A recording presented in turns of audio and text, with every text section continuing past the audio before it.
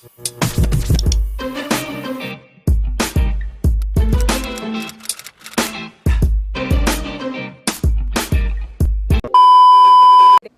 up, fam? It's your girl Des coming to you today to go ahead and bring y'all the Claws Season 3 Episode 1 review. First off, let me just say this.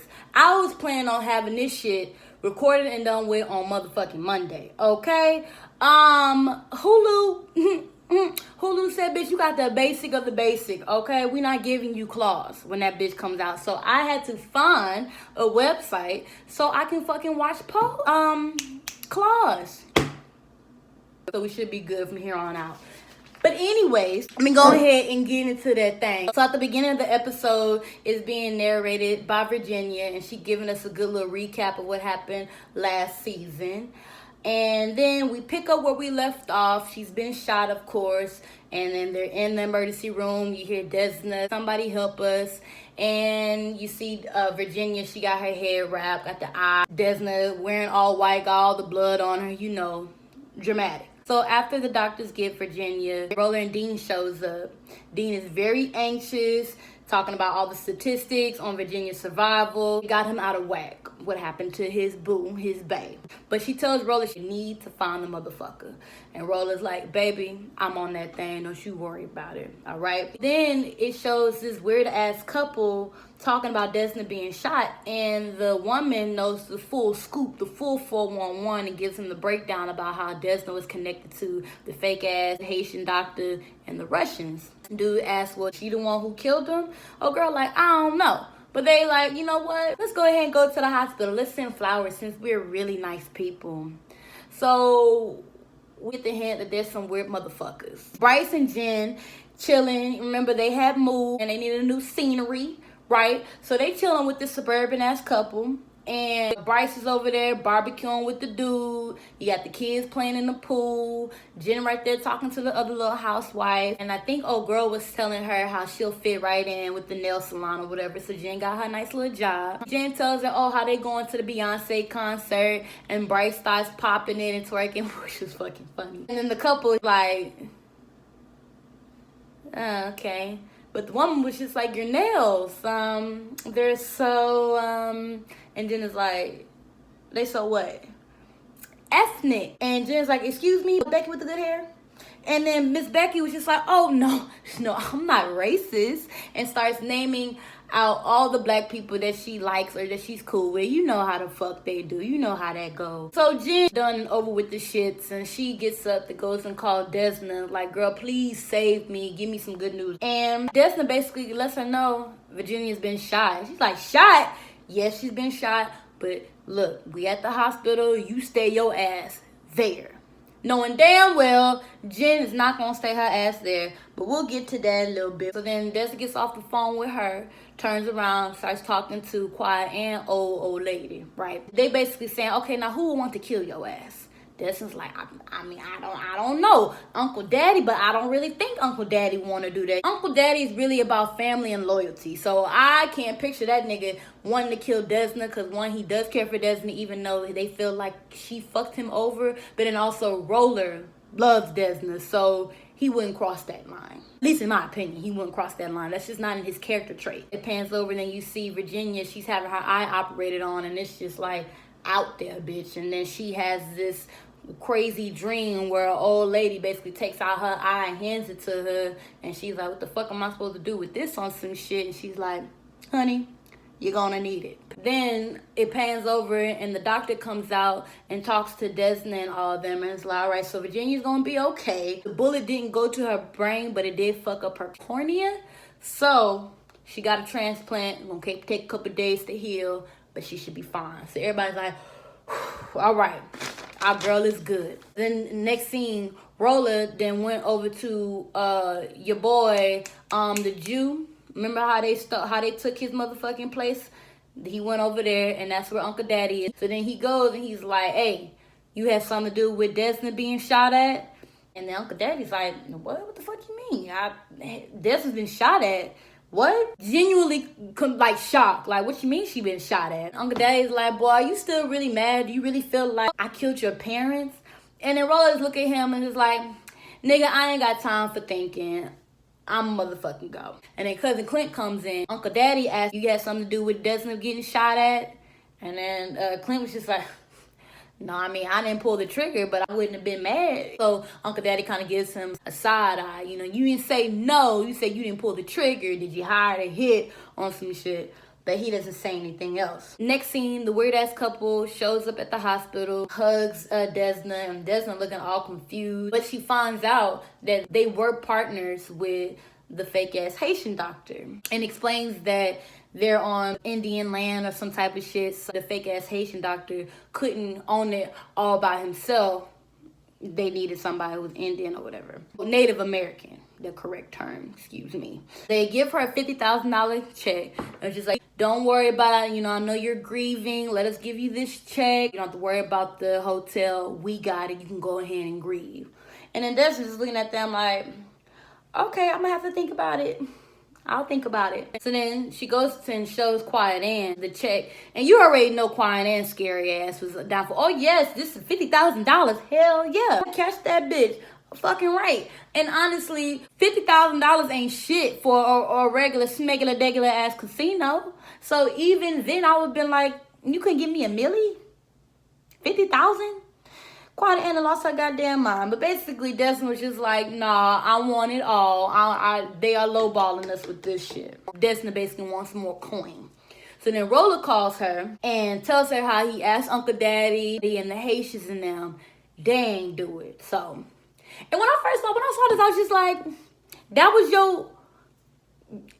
your bright idea? Just walking up into motherfucking places like, hey, did you try to kill Desna with a gun in your back pocket? What, you want a motherfucker to say, yeah, I ordered a hit so you can just pop them right then and there? So that was right there already a flaw, okay? Like, why the fuck would anybody admit to a fucking hit?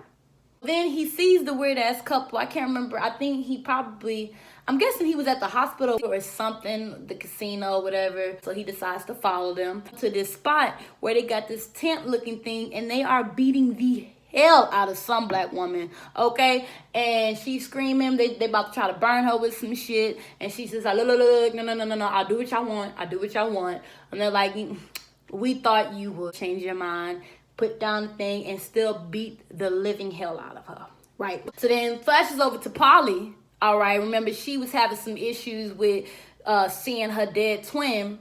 So she's in the mental hospital. And she playing some games with some patients. The nurse comes up and tells her how she got a call. And she's like, oh, okay, I got the call in the elephant room or the pink room. And the nurse is just like, bitch, the pay phone is right over there. Thank you. So she goes over there, gets on the phone, it's Quiet Ann, and Quiet Ann tells her that Virginia has been shot. Now she gotta make her great escape, gotta do her 007. This motherfucker, as soon as the nurse gives her medicine, the nurse walks out, this bitch, she put these bed sheets together, tied them up, throws them across the damn balcony, and starts going down the damn building. Now this motherfucker is high up in the sky. Okay, she ain't have enough bed sheets. So she's just here dangling. All right, got at least 2 more stories below her. And then the nurse comes out and looks down and just like, Polly, this is a voluntary ward. You can just walk out the front door, baby. What? And the Polly was like, oh, well, can you give me some help?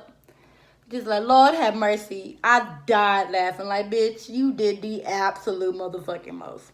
So back at Desna's, Polly's cooking some soul food. Quiet Ann is there. Desna compliments Polly's soul food cooking. And, you know, Polly lying ass talking about something. Oh, well, me and my family, we really black. I'm a cousin's cousin with, what's the motherfucker with the pie? With Pay LaBelle. So you should see my sweet potato pie. Like, girl, shut the fuck up. Shut the fuck up. While they chilling, Dean comes in, still a little anxious and everything, but he's basically saying how he's stopping in here to get some stuff and he's gonna go see his lady. But Desna tries to calm him down, lets him know, look, everything's gonna be okay. And then Dean still tripping, but pats on her head, she's like, everything will be all right, Desna. Don't worry about me, I'll be fine. Roller calls Desna again and tells her how the weird ass couple that she was just telling him about, they on some shit. And when he says they on some shit, they are indeed into some shit, okay? They was torturing and beating the hell out of this lady. And then Desna was like, well, shit, well, where's she at now? And he's just like, oh, no, she in the back seat. And then it zooms out and you see the woman, she waking up and just like, what the hell? Look at this nigga, jumps out of the damn moving car, rolls out that bitch and just go. Don't stop and collect $60 or her shoe that fell off, bitch. She was not motherfucking playing. And Roller was just like, oh shit, let me call you back. And tries to go chase her down. Why wasn't the child lock on? But whatever. It's nighttime. Desna's having trouble sleeping or whatever. She's thinking about the Russian, thinking about the fake doctor, and all this other type of shit. But then she hears somebody entering the house, getting something and going down the stairs and everything. She gets up, looks at her closet. The damn gun case is wide open or whatever the fuck. She hurries the fuck downstairs and we see Dean trying to conceal the goddamn weapon as he waits for his damn Uber. Why? This motherfucker want to go investigate the crime scene. Then after he figures out who did it, he's going to just shoot the motherfucker with her gun. You gotta have patience, man. So Desna finally talks him out of it. Just like, nigga, you are a black man. You remember about Philando Castile. And I like how they did that. Put in some real ass people in there. So we are socially aware, bitch. You are a black man, okay? You already know you ain't supposed to be doing all that. So I need you to fucking relax. Like my nigga, you didn't kill one person. Now you think you hot shit? Sat down somewhere. So then Desna goes to the hospital and sees Dr. Ken and tells him, hey, look, I need you to talk to Dean. He needs to talk to somebody and you got to do it. And Dr. Ken's just like, I'm a dealer. I mean, I'm just a general fucking medicine doctor. But I am out of work. Maybe we could talk about that. And Desna's like, I need you to talk to my brother. Your mom was a psychiatrist or whatever. Something had to motherfucking roll over into you. That's what the fuck I need you to do. Like, nigga, you wore a fucking wire, okay? And then tell no motherfucking body. You really not trustworthy, all right? Baby steps. Baby steps. Go talk to my little motherfucking brother. Thank you. That's what the fuck I would have told him. Like, nigga, you gotta be out your goddamn mind. Do you hear me? Am I speaking English? Go talk to my motherfucking brother. Don't ask me shit about shit else but the motherfucking subject at hand. Thank you. He goes and talks to Dean. It's just like, hey, what's up? You know, how's your feet? Or whatever the fuck. Like, he's just weird. But Dean's basically telling him, look, I'm gonna find the motherfucker who did it. I'm gonna kill him. It ain't gonna be my motherfucking first time. I felt good when I did it the first time. I'm gonna feel good this time. I gotta avenge my woman. I gotta protect my woman. And Dr. Ken's just like,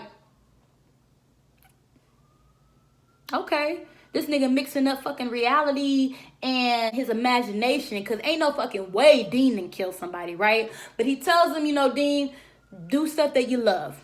Go and strip, go and paint. But Dean ain't trying to have all that. Dean know what will make him feel better. And what make him feel better is the motherfucker who shot his girl will be got as well. Okay? So then Virginia wakes up. Can only see out of one eye. She starts freaking out. But I know everything is fine. Tells her what happened. And then they give her a bedazzled little eye patch. But she's all intuitive now, child. She reading everybody in the room and everything like that. I'm like, okay. And telling Dean how everything has a purpose and all this other type of shit. So then Roller comes in and tells Desna that he know where old girl lives. And Dr. Ken is shocked that Polly is out. But Polly really ain't trying to go there right now. Poor Dr. Ken, he just don't realize that Polly got some issues. But honestly, that nigga got some issues too. Attachment issues. Because y'all remember how he was always checking up for his ex-wife or some shit. Like, both of them are fucking weird. Both of them have fucking issues. So they both mesh well together. So Polly just needs to motherfucking let it go.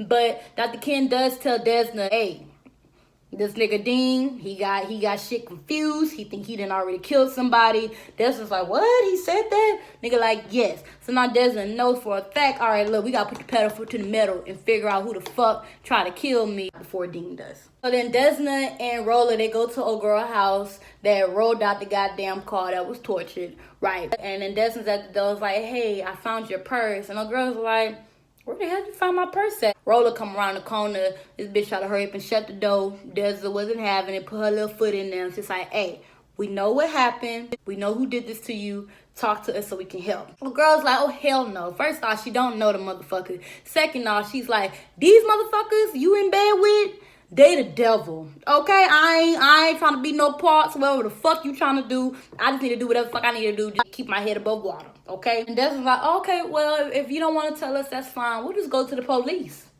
And girl's like, okay, no. All right. So I'm a motherfucking accountant. These motherfuckers are fucking money laundering $2 million a fucking month. Okay, and also, girl, I had cut that check for you. They lowballing the fuck out of you, $50,000. And then she tells them that they beat her ass and tortured her, only all because she asked them if she could get a raise for cleaning their money. They wasn't having that. So that's what happened to her. So then Desna just assumes that, okay, it gotta be them, the weird ass couple who tried to kill me. And then they go back to Desna's and discuss everything. And Roller's just like, you sure you want to fuck with them? I mean, they just beat the dog shit out of this motherfucker and all she did was ask for a raise. And then Desna's talking like she hot shit about how she a boss and everything, which I don't agree. Yes, she gets shit done. Her methods are trash. But Uncle Daddy walking that motherfucker was like, yeah. If you was a real boss, your door would be motherfucking locked, okay? Nonetheless, I know who tried to kill you. It was motherfucking cousin Clint. And then Roland and Desmond like, well, why are you just not telling us now? He's like, look, I just found out. I had no idea. And I'm telling you because I care about you, Roller. All right, and I still can't believe you think I try to kill your parents. And Roller ain't trying to hear it. So then Roller goes to the shopping strip. Toby runs out. And he's like, hey, have you seen Clint? And Toby's like, oh my God, you guys found out that it was him. Freaking out all this other type of shit. Saying how Clint told him to hide his motorcycle equipment. Now he's an accomplice. He didn't know what to do. Just freaking out. And motherfucker Roller's like, look, it's okay. I'll find him or whatever. It's all right. Gets in the car and go. So then Jen and Bryce, they over there at Desna's house, I believe. And Bryce is high-key hurt that they not going to see Beyonce. But Jen asks Desna about her and Roller. And Desna basically brushes her off and like, bitch, please, ain't nothing there. Believe me. But tells her how she knows it was Clint that tried to kill him. But they gonna make sure they handle that tonight. So then Desna and Roller, they in the car and then they find Clint, the shopping center or whatever. He's throwing away something in the alley and he looks or whatever and he obviously knows his fucking cousin's car, right? He looks and he sees Roller and Desna and he kind of walks in the middle of the street and is just like, what's up? And they run his bitch ass over. I'm talking about flat dead on the scene. I felt that was weird because when they started driving, then our boy was like, oh shit. Like, why would he not be scared or feel some type of way when he saw them in the alley? You know what I'm saying? We'll get back to that.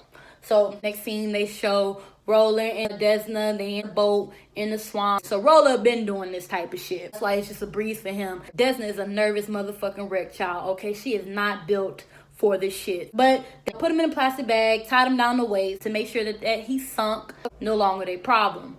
They rode back, and Desna's nerves is just bad. She thought that was gonna make her feel better. It did the complete motherfucking opposite. She's just flipping the fuck out. All she can do is see the fake Haitian doctor, the Russian, and now him. Like, she's just tripping the fuck out. So Roller tries to calm her down, basically saying, baby, it's just the two of us. They made googly eyes. They start kissing, and they fucking in the car. I think that's weird. I mean, we just kind of killed somebody together. I'm not really wet, but, you know, whatever. TV. Because the damn show wouldn't be me. So afterward, Roller basically asking her, what's up with us? Desna's like, nigga, I know you ain't getting soft. Like, I'm good. Like, what we doing right now, this is good. Shuts it down. How she can take care of herself. Really, bitch? You can take care of yourself? Oh, really? The one who constantly making hasty-ass decisions and then dragging her friends down along with them? Okay, sis. If that's what you think.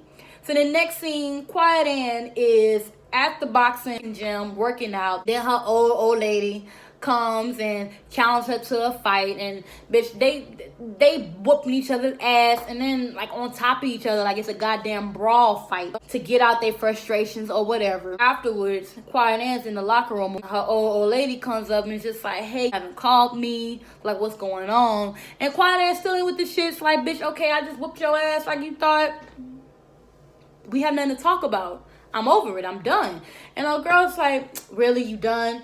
They push each other, start kissing, and of course they fucking. So then after the fact, Quiet Ann walking back to her car, and her old lady thinks that everything is all cool and cucumber, you know what I'm saying? And she's just like, hey, so I'll call you, right? And Quiet Ann's like, nah, don't do that. And the girl's like, what? Are you serious right now? And basically, motherfucking Quiet Ann is just like, wham, bam, thank you, ma'am. I'm outie. Keep it like that, boo. Fuck that bitch. Now, Jen and Bryce is chilling. Then they both come to the realization that neither one of them wants to go back to the suburban life, whatever. They like they little country ass hood shit they got going on. And so then they all happy, and she starts jacking him off in front of her children. Her children are like, we see y'all. And I just thought that scene was just a tad bit weird. But whatever. So then Desna goes back home and tells Dean that the dude who shot Virginia, he's been taken care of. And he's just like, by law enforcement? Not really. He's been taken care of, all right? So then Desna goes and tells the ladies, like, look, I'm not taking that $50,000. I know we can make more money. Is y'all down? Is y'all down? And of course, you already know her motherfucking clique is with the shits, okay? So they get dressed and then they go meet up with the weird-ass couple. She basically tells them, look, that $50,000 check ain't cutting it, rips it in front of their face. We want half of that shit. They kind of laugh, try to intimidate her, and Quiet Ann soft ass gonna say that's not what you want or whatever. Like, Quiet Ann, baby, low-key, ain't nobody scared of your scary ass, okay? Nobody. But I guess she can intimidate some people. She really not worth the shit, so she's usually the first one who's outie. The security. But whatever. Now the weird ass wife is like, okay, well, we'll offer you $500,000. No deal. Y'all can't get rid of me. Sorry. So then they leave, and her girls have this like dance musical number to Free Your Mind by En Vogue. So then the last scene is mysterious, right? So the motorcyclist that we thought it was Cousin Clint, obviously it wasn't him. But then we see it's actually motherfucking Toby. So Toby basically apologizes to Uncle Daddy and tells him, you know, Daddy, I'm so sorry I went rogue. It's just, I can't believe, you know, Desna did you like that. And I'm sorry, it just made me so mad I did what I did. And then Daddy's like, you know what, baby, it's okay. It's been handled. It's been taken care of. So what I gathered from it, that was 100% on Toby, not on Uncle Daddy. Uncle Daddy just figured out a way to protect Toby by throwing Cousin Clint underneath the bus, which is kind of like a 2-in-1. Put it off on Toby, but then just in case Cousin Clint realizes that Bryce is the one who actually killed his dad, it just helps everybody involved. So that's motherfucking Claws 1 review. I fucks with it already, you know what I'm saying? Laughing as I should be. So how y'all fucks with it? Y'all like it so far? Are y'all even watching Claws? If you're not watching Claws, I need you to watch Claws, because you sleep, okay? Snoring type of sleep, okay? You're missing out. Don't forget to like, comment, and if you fucks with me, subscribe, you know what I'm saying? But that's all I have for y'all tonight. Y'all have a good one. I'll fuck with y'all in the next video. Bye.